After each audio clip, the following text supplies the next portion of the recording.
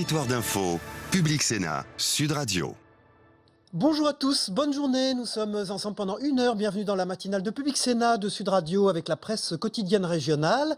Territoire d'info, c'est 1 heure de direct et on retrouvera notre invité politique à 8 heures. Aujourd'hui c'est Jérôme Chartier, il est porte-parole de François Fillon, ça tombe bien, et député Les Républicains du Val d'Oise. Dans un instant le JT des territoires, suivi du débat des éditorialistes de la presse quotidienne régionale, puis vous retrouverez le Zappélisé, c'est le premier zapping politique de la journée, vous le savez, mais tout de suite... C'est le JT des territoires dans un instant.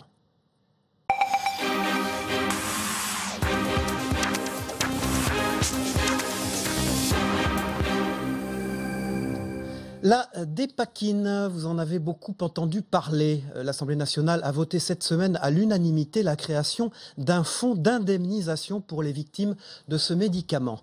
Une maigre compensation pour les familles dont un membre souffre des effets secondaires de cet anti-elliptique commercialisé par Sanofi. On écoute Marine Marion, c'est la présidente de l'association des parents d'enfants souffrant de ce syndrome qui, depuis le départ, est à la pointe de ce combat. Reportage Laurie Charrier pour TV Sud.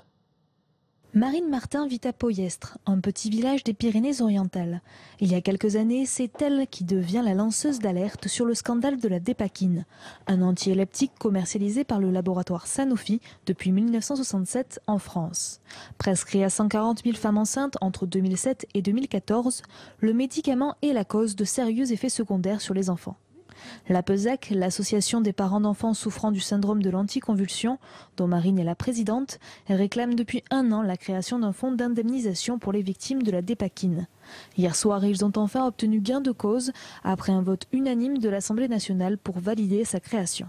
Ce fonds d'indemnisation servira pour ces enfants à payer essentiellement les soins dont ils ont besoin au quotidien, parce que 40% d'entre eux souffrent d'autisme, de troubles du comportement qui nécessitent malheureusement la présence d'une tierce personne au quotidien et puis qui nécessitent des soins extrêmement coûteux parce que la rééducation est lourde. L'indemnisation va se baser sur la gravité du cas, c'est-à-dire que toutes les familles n'auront pas la même indemnisation. Ce sera proportionnel au degré de handicap de l'enfant.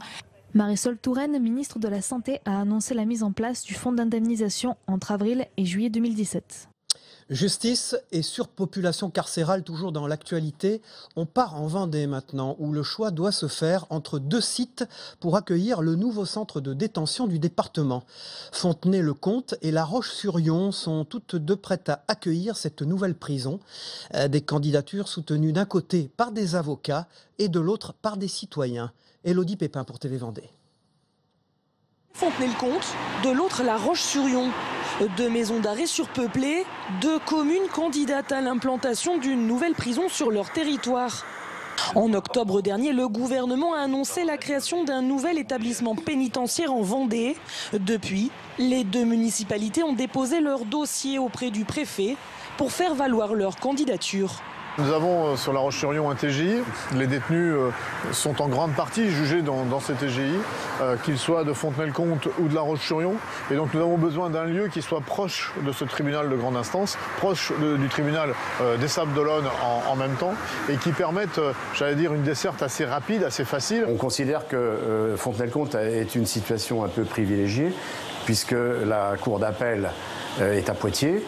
Et donc si des détenus font appel, c'est beaucoup plus près pour, disons, les orienter vers Poitiers. Et puis on peut accueillir des gens venant de La Rochelle également. Et pour leur candidature, les maires disposent de divers soutiens. À Fontenay-le-Comte, par exemple, un habitant a décidé de lancer sur son blog une pétition pour soutenir la candidature de sa commune. C'est une envie d'agir. Bon, certes, la prison est un sujet bien spécifique, mais c'est un enjeu économique majeur pour le Sud Vendée. Le but, c'est de la transmettre au garde des Sceaux, de façon à ce qu'il en prenne connaissance et qu'il voit qu'il y a un engagement citoyen fort à Fontenay-le-Comte, comme sur beaucoup de dossiers. À La Roche-sur-Yon, ce sont les avocats qui se sont mobilisés. Ils ont rédigé une motion pour que la prison voie le jour dans l'agglomération lyonnaise pour des raisons d'accès au droit. Plus évidemment, on éloigne la maison d'arrêt des centres de décision que sont les palais de justice et où se trouve évidemment localisé l'essentiel des cabinets d'avocats, et plus on éloigne le détenu, donc le justiciable, de ses droits à défense. Le préfet de la Vendée a jusqu'au 16 décembre prochain pour faire part des 2 propositions au garde des Sceaux. Après examen, le ministre devrait rendre sa décision définitive dès janvier 2017. 2 régions, 2 initiatives maintenant. La 20e édition de la semaine handicap et emploi s'est ouverte sur un constat. Le nombre de chômeurs en situation de handicap a augmenté en un an de 5% en France. Selon l'association Handicap Emploi, certains recruteurs ont des réticences à les embaucher. Fabrice Martin a trouvé la solution. Ce Vendéen a décidé de créer sa propre entreprise. Pierre Dalicieux est allé le rencontrer pour TV Vendée. Fabrice Martin a monté il y a peu de temps sa société de dératisation. Après une carrière de 20 ans dans le BTP, il est obligé de tout arrêter suite à de gros problèmes de dos. Retrouver du travail avec le statut de travailleur handicapé devient pour lui très compliqué. Il décide alors de mettre en œuvre cette idée qu'il avait en tête depuis quelque temps. Monter ma boîte, j'avais déjà pensé. Là c'était dans mon malheur, c'est peut-être un bonheur que j'ai eu. C'est peut-être été le petit déclic qui me disent bon, mais j'y vais, c'est maintenant. J'approche de la quarantaine, je dis bon, faut y aller quoi. Je regrette pas. C'est vrai qu'après je me dis si ça fonctionne pas, qu'est-ce que je peux faire derrière quoi. Retourner salarié, le mode de vie, trouver une personne qui puisse m'employer, ça sera peut-être plus délicat quoi. Devenir son propre patron lorsque l'on est handicapé, une idée qu'il n'est pas le seul à avoir eue. Ici, à la boutique de gestion des entreprises, 20% des créateurs sont des personnes en situation de handicap. Et dans la plupart des cas, c'est la seule alternative pour rester dans l'emploi. C'est vrai que c'est compliqué de trouver du travail avec un handicap parfois un peu lourd. Et donc la solution de la création, ça permet au moins de créer son poste adapté au handicap. Je pense à des gens par exemple qui sont dans le domaine du bâtiment. On a des gens quelqu'un qui est maçon, salarié, qui a des problèmes de dos. S'il commence à dire à son employeur, moi de temps en temps je ne viendrai pas bosser parce que j'ai mal au dos, ça passera jamais. Alors que s'il est chef d'entreprise, il pourra un matin dire là je peux pas, si je continue je me mets en danger. Et donc il y aura des délais un peu plus longs pour réaliser les travaux, mais il est capable de faire ça. Trouver un emploi alors que l'on est en situation de handicap peut devenir un véritable parcours du combattant. Le taux de chômage des handicapés reste élevé et pourrait diminuer si les mentalités de certains employeurs changeaient. Aujourd'hui, on a tout un tas d'enquêtes qui montrent que les salariés en situation de handicap ne sont pas plus absents que les autres. C'est pas parce qu'on a eu une maladie à un moment dans son parcours de vie qu'une fois qu'on est soigné, guéri et qu'on est stabilisé, on est en difficulté. Et que la question de l'efficacité, elle n'a rien à voir avec le handicap. Parfois oui, mais la plupart du temps non. L'important, c'est de trouver le bon emploi en lien avec ses capacités, ses motivations. En janvier, la société de Fabrice fêtera sa première année. Aujourd'hui, ce jeune chef d'entreprise ne reviendrait en arrière pour rien au monde, même pour un contrat en tant que salarié. Seconde région, seconde initiative, toujours dans le cadre de la 20e semaine pour l'emploi des personnes en situation de handicap. La ville et la métropole de Montpellier ont organisé cette semaine HandiJob, une journée qui permet aux demandeurs d'emploi de rentrer en contact et de passer des entretiens avec des entreprises de la région. Cécile Durchon pour TV Sud y était. Je travaille dans l'administratif.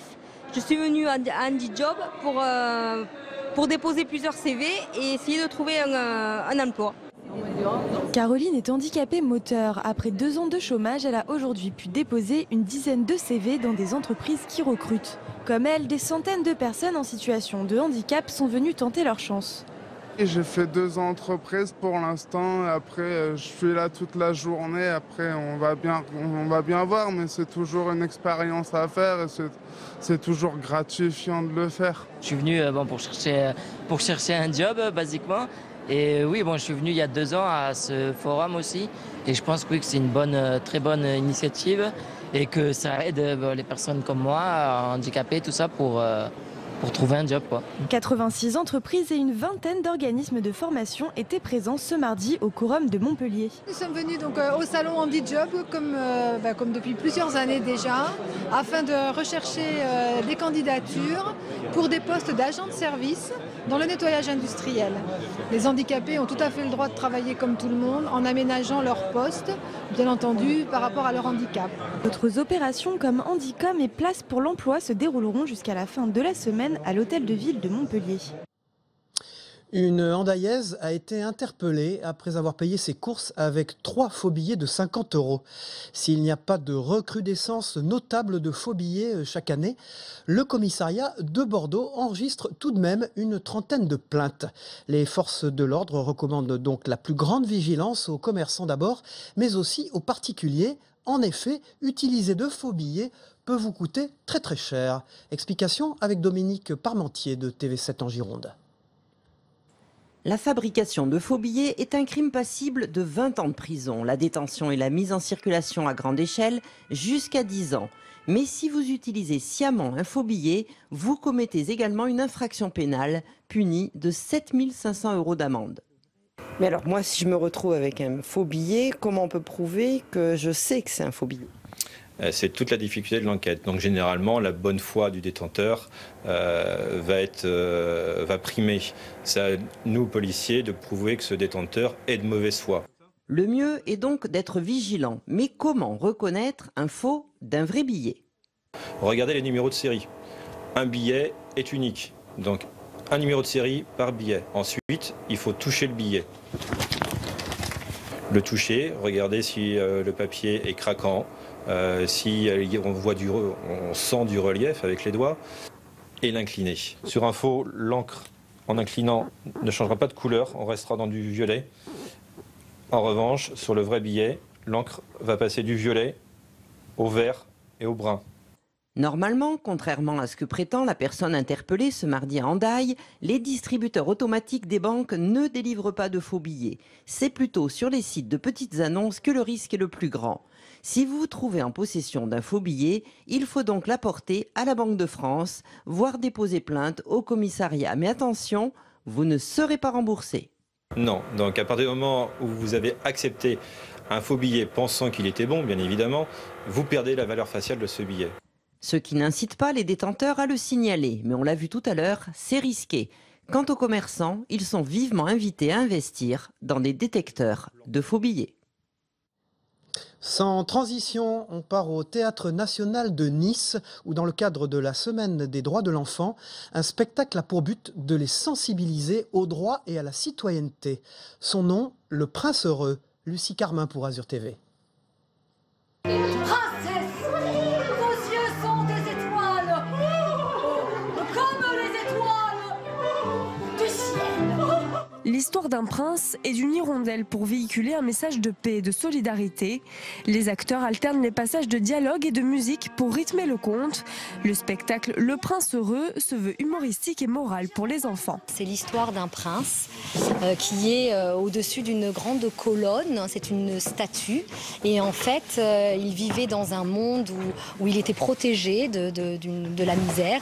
Et en fait, en le mettant en haut de cette colonne, il se rend compte que tout autour de sa ville, il y a des gens qui sont dans la misère, dans une souffrance. Et il rencontre une hirondelle et il va lui demander de se dépouiller des richesses qu'il a pour pouvoir les partager. Le message semble être passé pour les petits. Ils ont autant apprécié la drôlerie tout en comprenant le fin mot de l'histoire. J'ai aimé quand ils dansaient. À la fin, la leçon, ils ont dit que c'était d'aimer, de partager. Quel a été ton personnage préféré ? L'hirondelle. Ça veut dire de partager les choses, d'être heureux. Pour cette semaine des droits de l'enfant, 33 activités gratuites sont mises en place dans toute la ville de Nice. Le thème cette année, le bien vivre ensemble. Ça va de 3 mois à 18 ans et quel que soit son quartier, quel que soit finalement son niveau de vie, ce sont des enfants. Tous les enfants sont égaux et tous les enfants ont les mêmes droits, quel que soit le quartier et j'allais dire même l'origine finalement, parce que c'est ça qui est important dans notre société et tout particulièrement dans notre ville, et se permettre à chacun de se retrouver, de participer et de créer ce lien. Ateliers créatifs, quiz, relais sportifs ou pièces de théâtre sont au programme. Ces nombreuses animations ludiques se dérouleront jusqu'à la semaine prochaine afin de sensibiliser les enfants et les adolescents niçois à leurs droits. Pour finir ce journal, quelques belles images pour s'évader grâce au Vendée Globe. Quito de Pavan pointe à la 12e place de la course. Sur son Bastide Otio, le skipper gardois n'a pas encore passé l'équateur qui se situe à 300 000. On le suit avec Olivier Michel pour TV Sud. Au 11e jour de Merquito de Pavan pointe toujours à la 12e place du classement du Vendée Globe sur son Bastide-Autio. Le skipper gardois est resté collé dans le poteau noir, l'occasion pour lui de même prendre un bain dans son plus simple appareil. Devant lui, 8 skippers dont Alex Thompson sur Hugo Boss en tête sont passés dans l'hémisphère sud et se retrouvent au large du Brésil. Voilà, on est à l'entrée dans le poteau noir. Il s'est un peu étendu depuis le passage des premiers. C'est pas une bonne nouvelle, donc la journée a été mollassonne. Voilà, encore là du vent, mais voilà, je suis resté collé pendant une bonne partie de la journée. J'ai pu même me baigner, c'est dire. Voilà, et puis le soleil, la journée se termine. Je sais pas si vous voyez le soleil qui s'est couché, ça y est, il est parti. Il est parti et la nuit risque d'être un peu agitée avec tous ces nuages là un peu partout. Voilà, qui donnent des grains, un petit peu de pluie et pas beaucoup de vent jusqu'à présent. Voilà. Donc on fait notre bonhomme de chemin là. On n'a pas. Les premiers 10 jours n'ont pas été folichon. On s'est fait un peu distancer par les premiers, mais la route est longue. Donc voilà, on continue à naviguer comme ça. Le bateau va bien, il n'y a pas de souci à bord, j'ai réparé tout ce qu'il y avait à réparer. Voilà. La suite au prochain numéro. Voilà une interview un peu exceptionnelle avec l'océan qui défile derrière. C'est des images de Vendée Globe TV. Voilà, on va passer à la une de la presse quotidienne régionale dans un instant.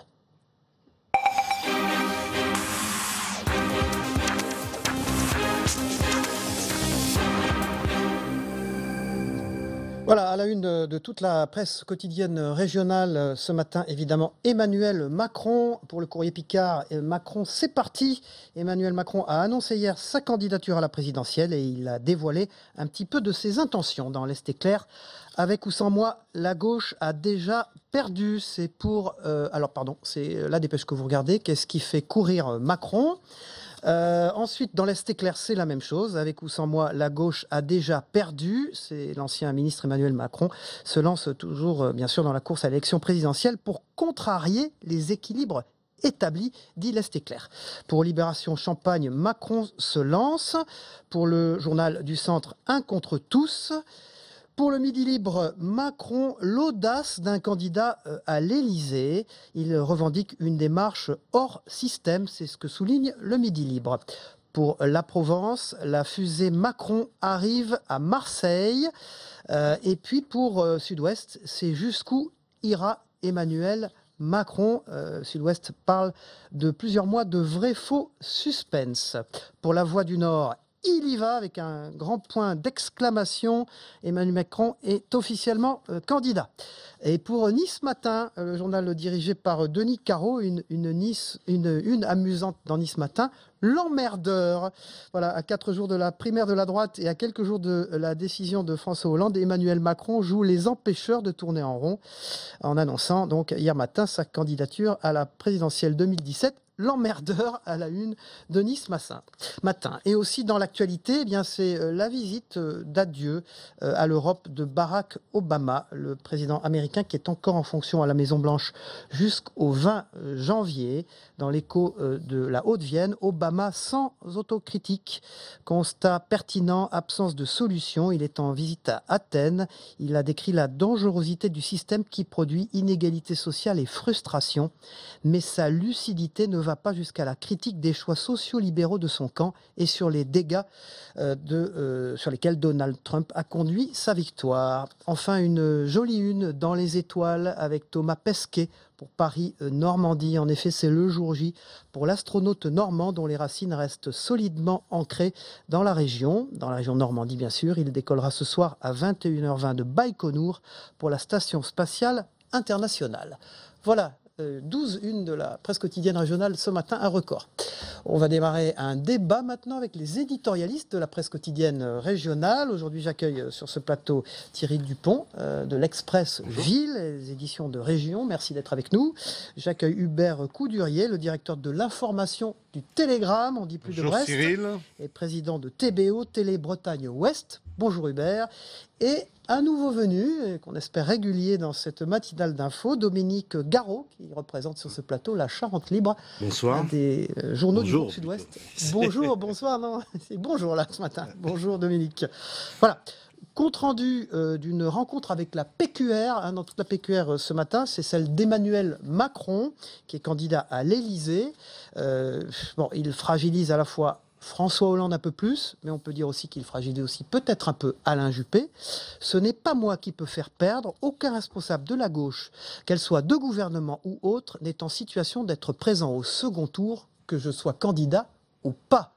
Hubert Coudurier. Je crois qu'il veut absolument se dédouaner de l'idée d'être le Brutus de Hollande. Je pense que ce qu'il a agacé, peut-être finalement convaincu d'y aller, parce qu'il y avait encore quelques hésitations, c'est de voir que malgré sa fidélité proclamée, Manuel Valls, son ennemi qu'il méprise, s'était affranchi de la solidarité à l'égard de Hollande.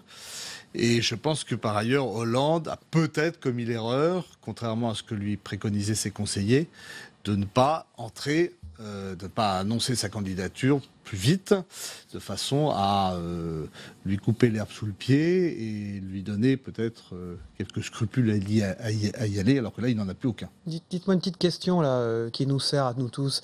La PQR est très à la mode maintenant. On ne peut plus être candidat à l'élection présidentielle sans faire un off, ou avec la PQR, ou alors une conférence call, là, comme ça a été le cas. La PQR est le premier média de France, donc on aime bien Jacques Chirac l'avait fait, il avait déclaré sa candidature à la Voix du Nord. Ce soir, nous aurons un confrère de la Voix du Nord qui participera au débat des primaires, Hervé Favre.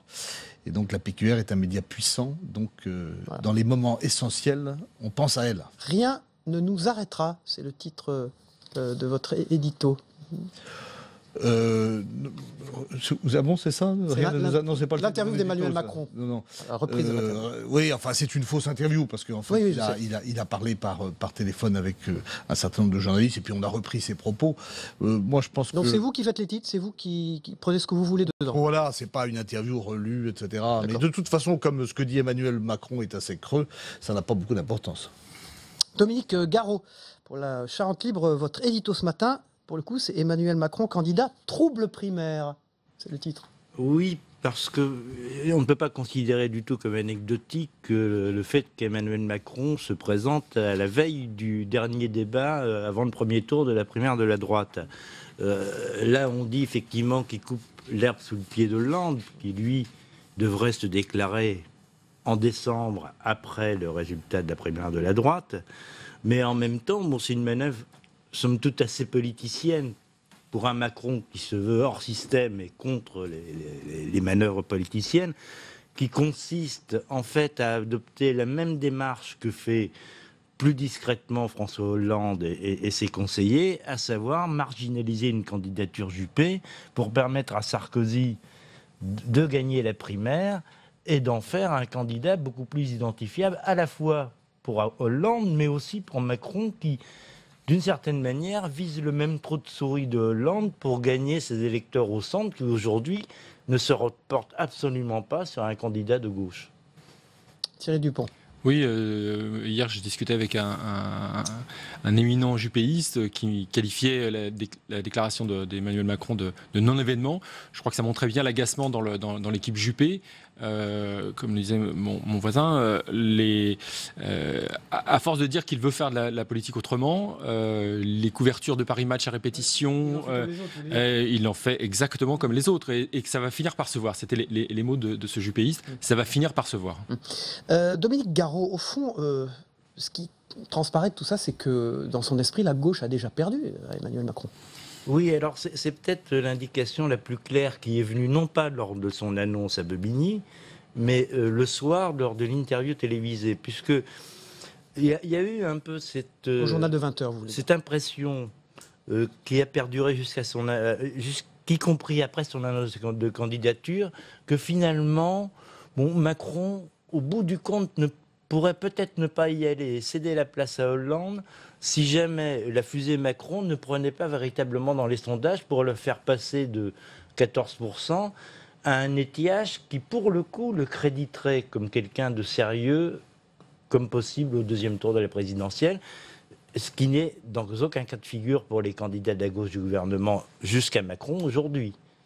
Moi, je n'exclus pas totalement, mais c'est vraiment une hypothèse d'école, et de toute façon, il ne va pas le dire maintenant, que si ça, effectivement, fusée ne décolle pas, et s'il ne dépasse pas les 14 ou 15%, cédant aux appels de la gauche, enfin, en tout cas des Hollandais, qui disent, après tout, sa candidature est légitime, on ne la conteste pas, ils ne finissent par se rallier aux primaires socialistes, qui lui offriraient une porte de sortie.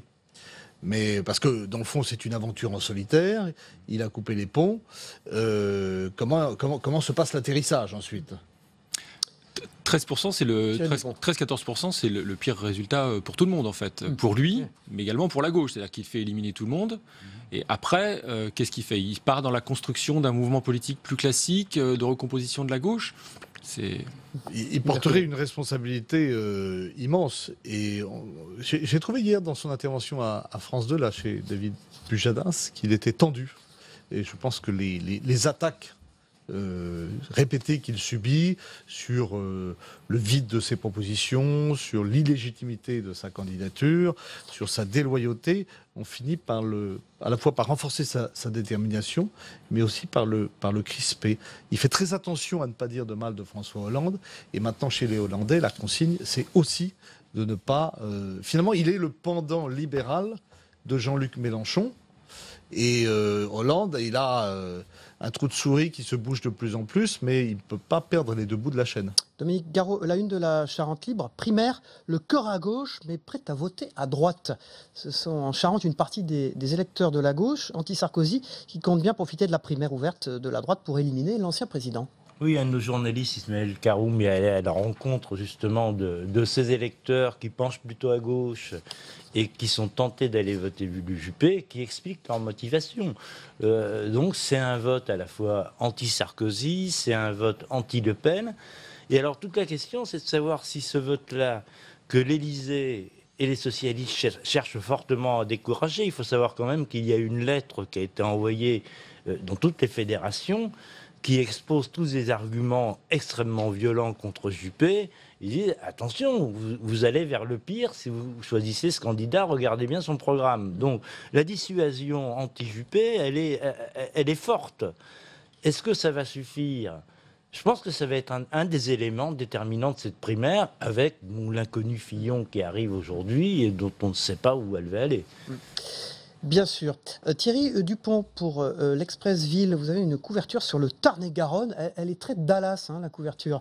C'est la guerre de Détroit. Oui, on a voulu, c'est une enquête de Jean-Luc Ferré qui est allé s'intéresser à ce trio infernal qui est constitué de Brigitte Barège, la maire de Montauban, la maire le président du département, le président du département du Tarn-et-Garonne, qui est Christian Astruc, qui est un indépendant, et puis l'inamovible Jean-Michel Baillet, qui est le ministre de l'aménagement du territoire et des collectivités locales. Et donc c'est un ménage à trois assez explosif, avec des coups bas, des trahisons, des revirements d'alliance. Voilà, c'est effectivement un peu Dallas. Est-ce qu'on sait comment ça va se terminer ? On sait comment ça peut mal se terminer, c'est-à-dire qu'il y a le Front National qui est aussi en embuscade pour les prochaines législatives. C'était un département rural où il y a une forte poussée du Front National lors des dernières échéances.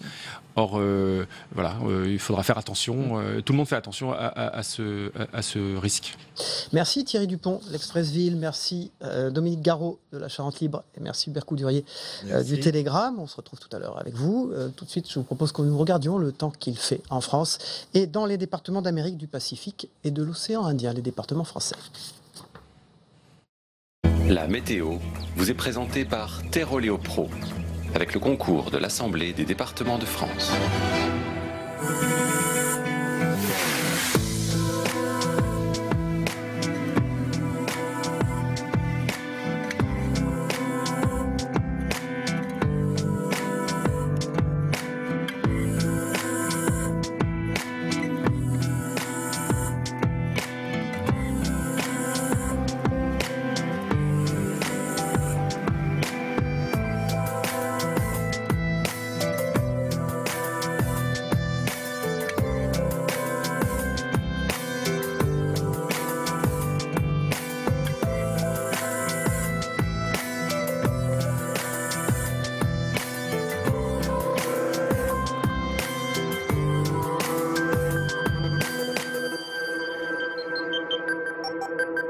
C'était la météo avec Terroléo Pro et l'Assemblée des départements de France.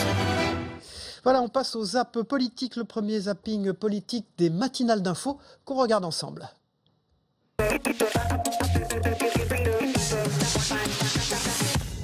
Je suis candidat à la présidence de la République parce que je crois, plus que tout, que nous pouvons réussir. Brigitte était au premier rang pour l'applaudir, puis il est parti, sans aucune possibilité de l'interroger pour les journalistes. Vu que le candidat est parti, c'est Sylvain Faure qui fait le service après-vente. Qui a prévenu François Hollande de sa déclaration de candidature ? Il n'a pas prévenu François Hollande de sa déclaration de candidature. Je fais partie des responsables politiques, vous me direz, ils sont peut-être de plus en plus rares, qui considèrent que les discussions qui relèvent de l'intime doivent rester dans la sphère de l'intime et du personnel. Il a vite appris la politique politicienne. D'abord la trahison vis-à-vis de François Hollande, qui l'a poignardé dans le dos. C'est pas une surprise, j'ai jamais pensé qu'Emmanuel Macron marchait pour le Téléthon. Donc tout le monde savait qu'il allait être candidat. Mais je crois que ce qui est important aujourd'hui, il faut retenir la date du 16 novembre. C'est une date historique. C'est la fin du quinquennat de François Hollande. Ça change la donne d'abord à gauche. Pour la première fois de l'histoire de la Ve République, peut-être qu'un président sortant ne va pas être en mesure de se présenter. Il porte maintenant une responsabilité historique. Le fait qu'il ait choisi d'être candidat hors des primaires, nous assure à peu près de manière certaine qu'il n'y aura pas de candidat de gauche au second tour des élections présidentielles. 2 chiffres d'abord pour comprendre de quoi on parle. En cas de premier tour pour la présidentielle 2017, si François Hollande se présente, vous le voyez, Emmanuel Macron le bat largement. L'exercice du pouvoir, c'est une éthique de responsabilité. C'est savoir tenir bon, c'est avoir le sens de l'intérêt général, le sens du collectif, refuser les aventures individuelles. Depuis que j'ai quitté le gouvernement, vous ne m'avez jamais entendu attaquer le président de la République, contrairement à beaucoup. Hors du gouvernement et dans le gouvernement parfois, y compris celles et ceux qui appellent à la loyauté. Il faut de l'expérience. Une expérience qui a été éprouvée par le temps. Il faut de la force et non pas de la légèreté. Beaucoup des gens qu'on a vus appeler à la loyauté sont d'anciens ministres qui viennent se battre contre leur président, d'anciens premiers ministres. Tout ça n'a aucun sens et je crois que nos concitoyens le voient bien. Monsieur Macron est le candidat des banques, il y en a toujours un. Cette fois-ci c'est celui-là. Monsieur Hollande est quand même venu le chercher à son guichet de la banque Rothschild. Il incarne le libre-échange, l'ultralibéralisme. Quand j'entends ce matin, par exemple, sur France Info, que c'est un homme en dehors des partis, c'est vrai. En dehors du système, c'est évidemment pas vrai. C'est le candidat des médias, puisqu'il en est à sa 75e une de magazine, sans avoir fait une seule proposition. Il a fait beaucoup de unes, y compris dans la presse People, mais ça n'est pas le candidat du peuple. Et je crois que, de ce point de vue-là, non, c'est un candidat qui occupe un créneau déjà saturé.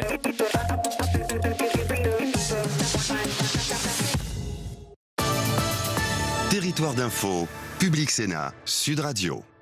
Bonjour Jérôme Chartier, vous êtes le premier vice-président de la région Île-de-France, vous êtes député du Val d'Oise et vous êtes porte-parole de François Fillon. Merci d'être avec nous ce matin pour vous interroger. À mes côtés, Véronique Jacquier de Sud Radio. Bonjour Véronique. Bonjour. Et Michael Zamès de Public Sénat. Bonjour Michael. Bonjour. Jérôme Chartier, donc dernier sondage ELAB, François Fillon à 21%, plus 6 par rapport au dernier sondage.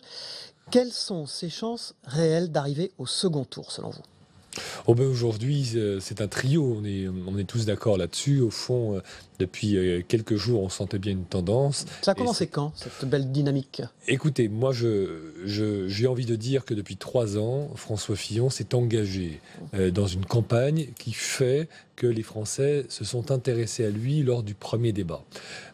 C'est le moment, le premier débat, le 13 octobre, où les Français rentrent dans la campagne pour la primaire. Avant cela, il y avait une campagne qui était conduite par les candidats, mais pas véritablement un intérêt des Français. L'intérêt des Français, c'est mi-octobre. Et à partir du mi-octobre, ils ont les projets et les candidats face à eux, et ils commencent à choisir.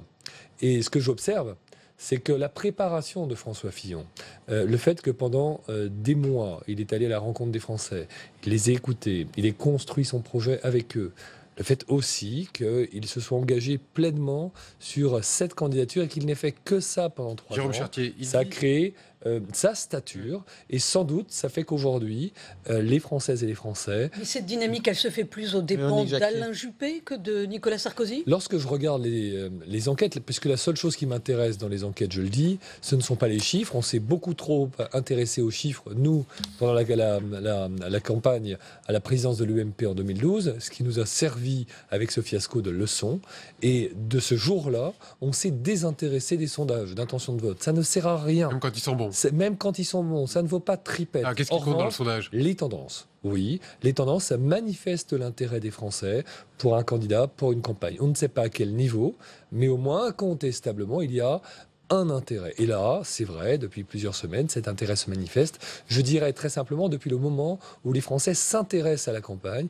Ils voient que c'est vrai, François Fillon est à la fois le candidat le plus déterminé, mais il a ça aussi veut dire qu'il y a une adhésion à l'homme Fillon, à son programme, et qu'auparavant, quand on voyait Alain Juppé-Ciot dans les sondages, c'était une valeur refuge ? Non, il y avait une autre question que les Français se posaient, et la question que les Français se posaient, c'était en quelque sorte, est-ce que je vais voter pour Alain Juppé contre Nicolas Sarkozy ou pour Nicolas Sarkozy contre François Bayrou. Voilà la question. Alors là, on voterait contre Alain Juppé et contre Nicolas Sarkozy. C'était un vote par dépit. Aujourd'hui, ce vote par dépit s'est transformé en vote par envie. Envie pour un projet et envie pour quelqu'un en mesure de porter ce projet. Voilà la différence. Et voilà pourquoi je marque vraiment 2 temps pour 2 questions différentes que les Français se posaient au moment où la campagne n'était pas lancée et au moment où la campagne est lancée et où là on rentre dans le vif du sujet. Il y a 10 ou 15% d'indécis aujourd'hui, toujours sur les sondages, si on va les croire. C'est à eux que François Fillon va s'adresser ce soir ? Alors moi j'ai un chiffre qui est largement supérieur en termes d'indécis, c'est-à-dire celles et ceux qui sont encore capables de changer d'opinion, c'est supérieur à 25%. C'est très important. Ils ont choisi, mais ils ne sont pas certains de leur choix. C'est la cible de ce soir pour le dernier débat. Ce soir, François Fillon va procéder exactement comme les autres débats. Vous l'avez vu, il n'a attaqué personne. Il s'est concentré sur son projet. Il a montré sa détermination. Vous le verrez, ce soir, ce sera le même. Pourquoi ? Parce qu'il n'est pas... C'est pas un candidat de mise en scène. Et il ne triche pas. Il ne raconte pas une histoire. Il est lui-même.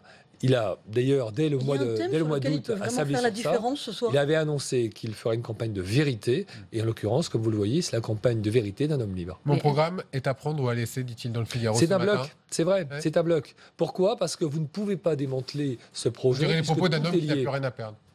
Puis surtout, tout est lié, et ça, il le dit. Par exemple, on parle beaucoup, et de temps en temps, j'entends même des critiques de ses concurrents sur la détermination de François Fillon à réduire le nombre d'emplois dans la fonction publique. Il l'a prouvé hier sur une matinale que c'était parfaitement tenable. Mais c'est tenable si l'ensemble... fonctionnaires en moins, c'est ça. Voilà, si l'ensemble de son projet est présenté, il est mis en œuvre. Puisque bien sûr, cette réduction du nombre de fonctionnaires, pour faire en sorte que le service public reste de qualité, a comme contrepartie l'augmentation du temps de travail dans la fonction publique, c'est-à-dire le passage de 35 à 39 heures, et c'est le seul candidat à proposer pour tous les Français, qu'ils soient fonctionnaires ou non, le passage de 35 à 39 heures. S'il était au second tour de cette primaire de la droite et du centre, quel serait le duel rêvé contre Nicolas Sarkozy ou contre Alain Juppé ? Vous les fillonistes ? Je vais vous dire, il n'y a pas de duel rêvé. Au fond, il y a un duel qui est imposé par les Français. Et c'est ça, nous, depuis le départ, ce sur quoi nous avons parié. Nous avons parié que, de toute façon, personne ne se laisserait intimider par les sondages. Nous avons choisi les Français contre les sondages. Et en l'occurrence, c'est les Français qui vont choisir le duel qu'ils veulent à partir du trio dimanche prochain. Donc, on verra bien ce qu'il faut. Jérôme Chartier, il paraît que votre directeur de campagne, Patrick Stefanini, a fait un mémo contre les problèmes de fraude qu'il pourrait y avoir ce week-end lors du vote. Vous avez des craintes pour le scrutin de dimanche ? Ce qui est vrai, c'est que nous avons vécu un fiasco lors de la campagne pour la présidence de l'UMP, un fiasco total, et que nous avons beaucoup appris à cette occasion-là. On a appris d'abord à ne pas croire les sondages, et ensuite, on a appris à veiller à ce qu'une campagne se déroule dans les meilleures conditions. D'où une haute autorité incontestable. D'où un comité d'organisation qui a ouvert la place aux représentants de tous les candidats. Donc incontestable aussi. Bref, une campagne bien organisée. Maintenant, comme dans toute élection, on ne sait jamais ce qui peut se passer sur le terrain. C'est la raison pour laquelle nous sommes confiants, mais vigilants. Et c'est aussi la raison pour laquelle nous aurons partout des représentants de François Fillon. Alors, on en aura partout dans tous les bureaux de vote. Et en même temps, ce sont parfois des assesseurs qui vont découvrir le fonctionnement d'un bureau de vote pour la première fois. Et c'est la raison pour laquelle on leur a donné des informations sur la façon dont se déroule une opération électorale. Mais ça veut dire que le dépouillement va se faire aussi par la haute autorité, mais en présence de fillonistes. Le dépouillement sera fait bureau par bureau. Et bien sûr, l'information sur le résultat sera envoyée à la haute autorité. Mais bureau par bureau, on a l'habitude de dépouiller. Mais en même temps, il faut... bien évidemment, une procédure sera lancée s'il y a doute, mais il n'y a pas de raison qu'il y ait de doute au moment où je vous parle. Nous sommes confiants, nous serons vigilants, c'est normal, c'est le respect de la démocratie, comme je suis certain, tous les représentants de tous les candidats, mais nous sommes confiants. Combien de bureaux sous surveillance? Vous pouvez le quantifier, ça, quand même? Absolument pas. Il n'y a pas de bureaux sous surveillance. Et une primaire réussie, ce serait une mobilisation de combien de millions de personnes pour vous? Moi, depuis le départ, je dis qu'il y aurait entre 3,5 millions et 4 millions de personnes qui participeraient à la primaire. 2,5 millions selon Nicolas Sarkozy. Et au départ, on a souri lorsque je disais ça. Et aujourd'hui, tout le monde se range à cette opinion. Pourquoi? Parce qu'on est simplement en train, possiblement, de choisir les 20 et 27 novembre prochains le futur président de la République. C'est pour ça que ce scrutin est d'autant plus mobilisateur. Un dernier mot là-dessus. Je vous rappelle que pour la primaire socialiste, il y a eu au premier tour 2 600 000 Français qui se sont déplacés et au deuxième tour 2 900 000, soit pratiquement 3 millions de personnes. Donc vous voyez, au fond, 600 000 à 1 million de personnes supplémentaires du fait de l'enjeu du scrutin et surtout de l'explosion idéologique et politique de la gauche aujourd'hui, ça ne serait pas surprenant. Voilà, c'est Jérôme Chartier qui est l'invité de Public Sénat de Sud Radio et de la presse quotidienne régionale dans Territoire d'Info ce matin. Jérôme Chartier, Emmanuel Macron est candidat irrévocable, a-t-il dit, à l'Élysée, même si François Hollande est candidat. Est-ce que vous lui reconnaissez, je dirais, une forme de courage quand même? Je lui reconnais surtout une forme d'opportunisme. Arriver à présenter sa candidature 24 heures, non pas avant le premier tour de la primaire, mais 24 heures avant le dernier débat, celui qui fera sans doute le plus d'audience, c'est de l'opportunisme. C'est simplement faire en sorte qu'on parle de lui. Regardez, ça fonctionne. Il va seul contre tous. Il va peut-être vous prendre des électeurs quand même. Il va mordre sur le sonde, donc peut-être sur des électeurs de François Fillon. Mais peut-être, mais en tout cas, c'est pas certainement pas Emmanuel Macron qui va décider les électeurs de la droite et du centre, et toutes celles et tous ceux qui s'opposent au gouvernement et à la majorité actuelle à laquelle appartient Emmanuel Macron de venir voter dimanche prochain. Non, ça je ne le crois pas. Ouais. Et d'autre part, lorsque je regarde l'explosion de la gauche, il participe aujourd'hui à cette explosion. Si je résume, j'ai compte 7 candidats à la primaire. Et en plus sur des visions idéologiques qui sont radicalement différentes, voire opposées les unes aux autres. Voilà. Oui, mais sauf que nous en sommes, pour l'instant, là, au moment où je vous parle, vous allez voir d'ici quelques semaines le nombre de candidats à la Très important quand même, les chiffres du chômage, selon l'INSEE, sont tombés il y a quelques minutes, plus 0,1 point, donc en légère hausse. Est-ce que vous imaginez qu'Emmanuel Macron est aussi comptable de ce bilan, lui qui a été ministre de l'économie? Et c'est forcément le comptable du bilan, puisque c'est lui qui a mis en œuvre la politique économique du gouvernement. Et en plus, c'est lui qui l'a conçu lorsqu'il était le bras droit de François Hollande à l'Élysée.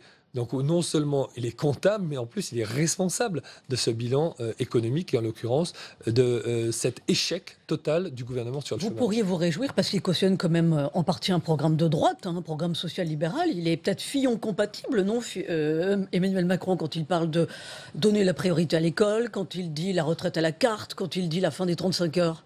Non mais je ne doute pas qu'il soit Fillon compatible, je me demande simplement ce qu'il a fait. Qu'est-ce qu'il a fait et qu'est-ce qu'il a prouvé? Rien. Si, les bus, formidable. Mais mis à part ça, soyons sérieux, qu'est-ce qu'il a fait? Aujourd'hui, j'ai le sentiment que les Français ne veulent plus faire confiance à quelqu'un qui n'a pas prouvé, qui n'a pas fait. Et qui n'a pas, comme on dit, le métier. La politique, c'est un métier qui combine énormément de qualités. Des 35 heures pour les jeunes, et qui le droit du chômage, énormément de responsabilités. Ce sont des propositions. Monsieur Macron, depuis 2 ans, les Français le découvrent. Personne ne le connaissait avant. On connaît à peine son histoire. On ne sait même pas ce qu'il a fait dans la vie. Vous ne répondez pas sur le positionnement qu'il a sur les 35 heures et sur le chômage? C'est-à-dire suppression des 35 heures pour les jeunes, donc travailler plus. Formidable. Élargir le droit au chômage aux salariés qui démissionnent. Ça, ce sont des propositions. Oui, mais que ne l'a-t-il fait? Pourquoi est-ce qu'il ne l'a pas fait alors qu'il était au plus haut niveau des responsabilités? Il était empêché, c'est quand même pas de chance. Je veux dire, on a toujours une collection de personnes qui sont empêchées, qui voudraient tellement faire des choses, mais qui n'ont pas pu le faire. Donc, il était bras droit de M. Hollande, il était ministre de l'économie, et maintenant il nous raconte qu'il n'a vraiment rien pu faire. Enfin, soyons sérieux, c'est surtout parce qu'il n'a rien voulu faire ou qu'il n'en a pas eu le courage. Aujourd'hui, on a besoin d'hommes et de femmes courageux pour prendre en charge l'avenir du pays, en l'occurrence pour lancer les réformes. Je n'ai pas le sentiment que M. Macron, qui n'a pas su résister ni à M. Hollande, ni à M. Valls, ni aux uns et aux autres qui l'ont sans doute empêché de faire ce qu'il voulait, sera capable d'avoir le courage de faire ce qu'il doit faire lorsqu'il serait confronté, par exemple, à la rue et aux forces syndicales qui présenteraient un contre-projet, une contre-proposition contre la sienne. Dernier point, moi je vous laisse simplement imaginer une photo avec Monsieur Macron qui se trouve avec deux interlocuteurs si toutefois il devenait président de la République. D'un côté Monsieur Trump et de l'autre côté Monsieur Poutine. Je vais vous dire, imaginez seulement la photo et très simplement réfléchissez. Qu'est-ce que vous voulez dire par là ? Est-ce qu'il n'y a pas un intrus par là? Oui. Jérôme Chartier, l'actualité dont on parle peu d'ailleurs, c'est le fichier pour centraliser les données de 60 millions de Français. Au Sénat, la droite demande la suspension du décret. Pourquoi ? Parce qu'elle a de sérieux doutes sur la configuration technique de cette gigantesque mémoire numérique. Est-ce que vous êtes inquiet, vous aussi ? Je crois qu'on a parfaitement raison de demander cette suspension. La réponse est oui. Parce que techniquement, cette affaire n'est pas bouclée. Donc si on a vraiment envie qu'elle puisse être opérationnelle, il faut simplement veiller au bouclage technique. Et en l'occurrence, je pense que les sénateurs ont raison. Oui. Alors vous êtes aussi vice-premier président de la région Île-de-France. Un rapport commandé concernant les voies sur berge sur la circulation, commandé par Valérie Pécresse, montre une explosion de la circulation. Explosion de la circulation. Et je pense que cela précède une explosion de la pollution. Mais c'est Paris qui le dira d'ici quelques semaines. Et qu'est-ce que la région peut faire, parce que vous n'avez aucun pouvoir par rapport à la mairie de Paris? Eh bien écoutez, nous faisons pression, comme on dit, c'est-à-dire que nous prenons la parole, nous expliquons ce qui est en train de se passer. Nous disons à tous les Parisiens, à tous les Franciliens que cette décision, qui est une décision purement politicienne d'une maire qui est aux mains de son groupe Les Verts à la mairie de Paris, est une décision qui est inique, qui est néfaste à la fois pour l'économie et également pour l'environnement. Comment ça peut se finir? Parce que ça peut se finir en réouvrant tout simplement les berges de la Seine. Voilà comment ça doit se finir. Vous demandez donc ce matin réouvrir. Mais la réponse est oui, il faut faire marche arrière sur cette décision. Jérôme Chartier, un mot sur Marine Le Pen. L'emblème de sa campagne, c'est une rose bleue sans épines. J'ai compris qu'elle s'appelait Marine. Sans le nom Le Pen. Plus Le Pen. Voilà, c'est la disparition du nom Le Pen. Et une rose bleue sans épines. Elle renie donc sa famille, d'après ce que je comprends. Elle a tort, il ne faut jamais renier sa famille.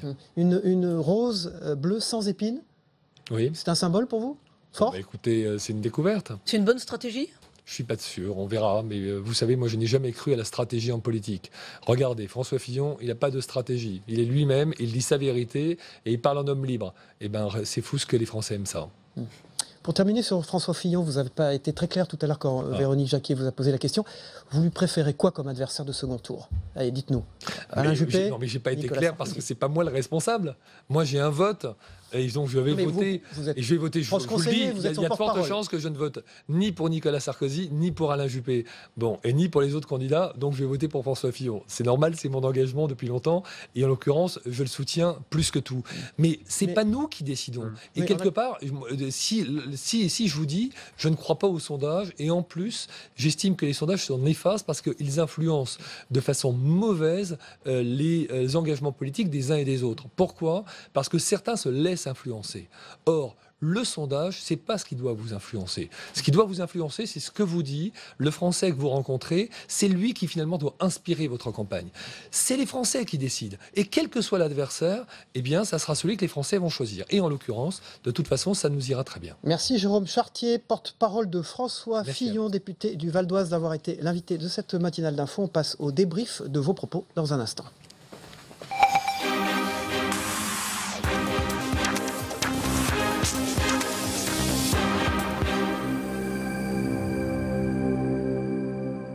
Voilà, Jérôme Chartier quitte ce plateau et Hubert Coudurier, le directeur de l'information du Télégramme. Bonjour Hubert Coudurier, président de Télé-Bretagne Ouest, et Patrick Roger, le directeur général de Sud Radio, entre sur ce plateau. Bonjour Patrick. Donc vous avez écouté attentivement les propos de Jérôme Chartier sur notre plateau. On démarre peut-être par le positionnement de François Fillon et ce boost dans les sondages de ces derniers jours. François Fillon, vous savez, il adore la voiture, il adore les courses automobiles, il adore donc les 24 heures du Mans. Les 24 heures du Mans, c'est pas un Grand Prix de Formule 1, c'est pas une course en 2 heures, 3 heures, c'est une course de l'endurance. Et c'est vrai que ce que disait Jérôme Chartier tout à l'heure est exact, même s'il y a d'autres choses sur lesquelles on reviendra. C'est exact, c'est-à-dire qu'il est parti il y a 3 ans à son rythme, assez vite à l'époque, souvenez-vous, avec des déclarations quand même assez fracassantes qui avaient engendré d'ailleurs de certaines polémiques. Et par la suite, il est resté dans le peloton, si je puis dire. Et là, on est dans la ligne droite des Hunaudières, pour reprendre encore cette métaphore avec le sport et les 24 heures du Mans. Et il est bien placé dans la dernière ligne droite. Maintenant, il y a ces 10 jours qui vont être fondamentaux. Hubert Coudurier, il capitalise, François Fillon ? J'espère que ce soir, on va parler un peu des programmes et qu'on va arrêter les petites piques des mini-candidats face aux grands. Certains que oui, ils capitalisent parce que c'est le premier qui a clairement mis sur la table un programme libéral. Alors, en France, on parle toujours d'ultralibéralisme et de thatcherisme comme un épouvantail. La vraie question, c'est est-ce que une réduction importante des dépenses publiques n'est pas un moyen quand même de retrouver de la croissance et de recréer de l'emploi. Donc il y a ça. Il a des positions assez courageuses sur les chrétiens d'Orient. Il est le seul à avoir été à Erbil sur la ligne de front contre Daesh. J'ai pas vu Nicolas Sarkozy là-bas. Nicolas Sarkozy, c'est plutôt lui qui a mis le souk en Libye, si je peux me permettre. Et finalement, donc, il a un corps de doctrine assez cohérent. Il a annoncé que l'État était en faillite il y a 10 ans. Il n'a pas pu le faire puisque Nicolas Sarkozy s'est opposé aux mesures qu'il préconisait. Ouais. Donc, c'est peut-être son tour. En tout cas, il faudrait qu'il soit excellent ce soir au débat. Mais il y a une poussée en sa faveur. Patrick Roger. Oui, c'est vrai que sur le fond, les programmes finalement se ressemblent quand même beaucoup quand on regarde dans le détail entre Alain Juppé et lui, même si sur un plan économique, peut-être qu'il est un petit peu plus radical depuis le début. Donc c'est vrai qu'on l'attend là. Je pense que ce n'est pas ce qui va faire la différence probablement maintenant. C'est plus une question d'hommes, une question probablement aussi de renouvellement des têtes. François Fillon est pourtant là dans le paysage politique depuis un certain temps et probablement qu'aux yeux de beaucoup d'électeurs potentiels, en tout cas d'après ce que disent les sondages. Oui. Après, on verra. 21% plus 6 par rapport au dernier sondage. C'est ça. Il apparaît comme quelqu'un finalement d'un peu neuf. Sarkozy, on l'a vu déjà à l'œuvre. Vous voulez dire qu'il a gommé l'aspect Premier ministre de Nicolas Sarkozy? Il a réussi à le gommer? En partie, probablement qu'il a réussi à gommer ça en l'espace de un mois et demi. C'est assez fort. Il s'est économisé, Fillon, tout au long de la campagne. On n'a jamais eu de déclaration tonitruante de sa part. Et puis, une campagne, c'est aussi des vagues. Donc là, il y a en ce moment danger pour Juppé, stagnation de Sarkozy. Et peut-être une chance pour Fillon de réussir une percée. Oui, alors il y a, moi, ce que j'appelle le chamboule-tout, c'est Macron qui arrive dans le jeu. C'est assez intéressant ce qu'il a dit à l'instant, Jérôme Chartier, à propos de un super opportuniste, a-t-il dit. Oui, un super opportuniste, et il revient, mais pourquoi n'a-t-il pas mis en place ou fait ce qu'il dit actuellement? Comme secrétaire général adjoint de l'Élysée, comme ministre de l'économie. Oui, sauf que Jérôme Chartier, donc, qui soutient François Fillon, oublie un peu aussi que François Fillon, lui aussi, était Premier ministre. Et pourquoi ne l'a-t-il pas fait? Même s'il y avait Nicolas Sarkozy. Mais il ne l'a pas fait parce que c'est difficile de s'opposer à Nicolas Sarkozy, qui était un omniprésident, contrairement à François Hollande, qui a lâché la bride à ses premiers ministres. Oui, mais qui a probablement quand même tenu un peu en laisse Emmanuel Macron jusqu'au moment où il est parti. Il n'a pas pu aller aussi loin. Il n'a pas longtemps tenu en laisse. Alors, Jérôme Chartier, donc, qui était notre invité, il a pointé aussi un très grand nombre de candidats possibles de la gauche, bien sûr, aux primaires qui arrivent. Oui, d'où l'éparpillement possible, bien sûr. Et le candidat socialiste qui pourrait être dépassé, on le dit, même chose, il faut toujours être prudent par rapport aux enquêtes, qui pourraient être dépassées par quelqu'un d'extrême gauche, en l'occurrence un Mélenchon. Ce qui serait quand même intéressant ce soir, c'est qu'effectivement on soit plus sur les thématiques et sur les programmes, qu'on aille dans le concret, parce que c'est pas un travail d'expert comptable, il s'agit de l'avenir du pays, de sa capacité à surmonter de nouveaux chocs financiers, une remontée des taux d'intérêt, ce qui va se passer aux États-Unis avec un Donald Trump qui va sans doute à nouveau relâcher la planche à billets, peut avoir un impact assez désastreux en Europe. Et après le vide, et j'insiste là-dessus, Cyril Viguier, du programme de Macron hier, qui a été à nouveau mis en valeur, parce qu'il finalement il fait beaucoup de bruit pour rien, la droite a un devoir ce soir de convaincre. Avec une grande absente jusque-là, ça ne sera peut-être pas le cas ce soir, c'est l'Europe. Oui, dont on n'a pas parlé dans les premiers débats. Oui, non, très peu. Ce n'était pas non plus dans les sujets qui avaient été tirés au sort. Ce soir, on verra si on l'évoque, puisqu'il y a la question des territoires, la question effectivement de l'Europe qui sera évoquée. Je pense que les candidats savent aussi que l'Europe ne passionne pas non plus en fait les Français, quoi. Même si évidemment notre intérêt passe aujourd'hui par un continent européen fort. Mais ne voyons pas les problèmes par le petit bout de la lorgnette. C'est pas parce que l'élection de Donald Trump donne l'occasion à Juppé de dire qu'on n'a pas besoin de mini-Trump, c'est-à-dire qu'il ne faut surtout pas que Nicolas Sarkozy... Il a surtout dit « je ne suis pas Hillary Clinton », il a dit, sur notre plateau d'ailleurs. Et puis il ne faut surtout pas que Nicolas Sarkozy profite de cette vague populiste à ses yeux. Il n'empêche, le Brexit puis l'élection de Donald Trump donne une occasion à l'Europe de s'émanciper de la tutelle atlantique et de créer enfin une défense européenne. C'est quand même fondamental. Oui, mon cher Hubert, vous savez qu'on ne vote pas non plus pour un président de l'Europe. C'est ce qui manque en fait à l'Europe, probablement pour qu'elle parle en fait d'une seule voix. On n'a jamais voulu le faire. Les États ne veulent pas le faire pour l'instant. Et tant qu'on n'arrivera pas à cela, on parlera de plusieurs voix et on n'arrivera jamais à avoir une politique en fait cohérente et globale.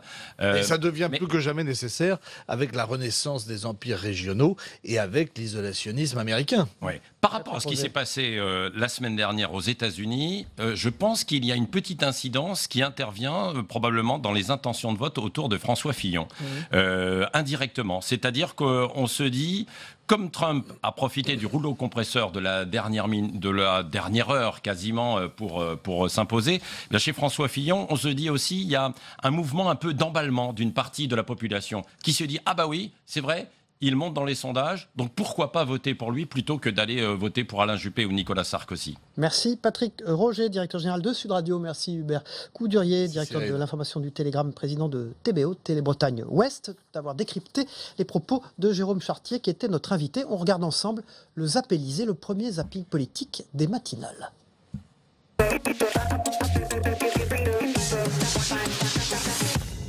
Je suis candidat à la présidence de la République.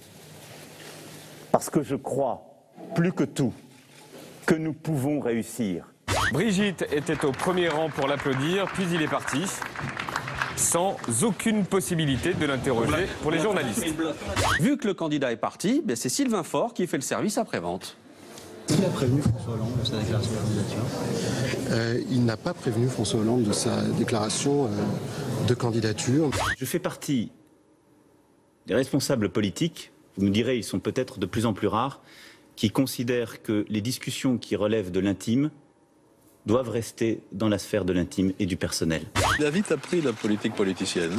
D'abord la trahison vis-à-vis de François Hollande, qui l'a poignardé dans le dos. C'est pas une surprise, j'ai jamais pensé qu'Emmanuel Macron marchait pour le Téléthon. Donc tout le monde savait qu'il allait être candidat. Mais je crois que ce qui est important aujourd'hui, il faut retenir la date du 16 novembre. C'est une date historique. C'est la fin du quinquennat de François Hollande. Ça change la donne d'abord à gauche. Pour la première fois de l'histoire de la Ve République, peut-être qu'un président sortant ne va pas être en mesure de se présenter. Il porte maintenant une responsabilité historique. Le fait qu'il ait choisi d'être candidat hors des primaires, nous assure à peu près de manière certaine qu'il n'y aura pas de candidat de gauche au second tour des élections présidentielles. Deux chiffres d'abord pour comprendre de quoi on parle. En cas de premier tour pour la présidentielle 2017, si François Hollande se présente, vous le voyez, Emmanuel Macron le bat largement. L'exercice du pouvoir, c'est une éthique de responsabilité. C'est savoir tenir bon, c'est avoir le sens de l'intérêt général, le sens du collectif, refuser les aventures individuelles. Depuis que j'ai quitté le gouvernement, vous ne m'avez jamais entendu attaquer le président de la République, contrairement à beaucoup. Hors du gouvernement et dans le gouvernement parfois, y compris celles et ceux qui appellent à la loyauté. Il faut de l'expérience. Une expérience qui a été éprouvée par le temps. Il faut de la force et non pas de la légèreté. Beaucoup des gens qu'on a vus appeler à la loyauté sont d'anciens ministres qui viennent se battre contre leur président, d'anciens premiers ministres Tout ça n'a aucun sens et je crois que nos concitoyens le voient bien. Monsieur Macron est le candidat des banques, il y en a toujours un. Bon ben cette fois-ci c'est celui-là. Monsieur Hollande est quand même venu le chercher à son guichet de la banque Rothschild. Il incarne le libre-échange, l'ultralibéralisme. Quand j'entends ce matin par exemple sur France Info que c'est un homme en dehors des partis, c'est vrai. En dehors du système, c'est évidemment pas vrai. C'est le candidat des médias, puisqu'il en est à sa 75e une de magazine, sans avoir fait une seule proposition. Il a fait beaucoup de unes, y compris dans la presse People, mais ça n'est pas le candidat du peuple. Et je crois que, de ce point de vue-là, non, c'est un candidat qui occupe un créneau déjà saturé. Voilà, c'était Territoire d'Info, la matinale télé de Public Sénat avec Sud Radio et la presse quotidienne régionale. On se retrouve demain matin pour une nouvelle édition. Bonne journée à tous.